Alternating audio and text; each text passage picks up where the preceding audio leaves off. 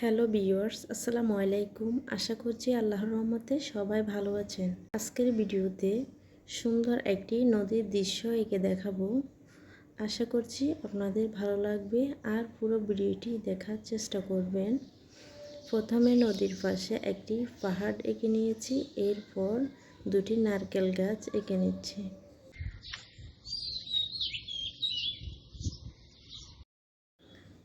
নারকেল গাছের ঢালপালা এঁকে নিচ্ছি। যারা ছবি আঁকা পছন্দ করেন এবং ছবি আঁকতে ভালোবাসেন, অবশ্যই আমার ভিডিওগুলো দেখে শিখতে পারবেন।